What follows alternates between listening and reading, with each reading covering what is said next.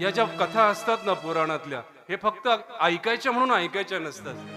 आपलं जगणं सुधरून घेण्यासाठी या कथा ऐकायच्या असतात. कुठेतरी आपलं जगणं बिघडलेलं आहे, त्याला दुरुस्त करण्यासाठी.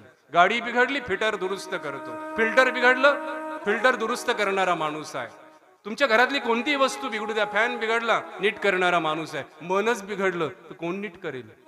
आहे का कुणी डॉक्टर आहे का असा की मन बिघडलं की नीट करेल तो अगदी चांगलं छान पैकी?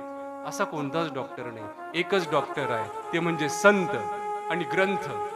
या दोन गोष्टींशिवाय तुम्हाला पर्याय नाही तुमच्या मनाला दुरुस्त करण्यासाठी.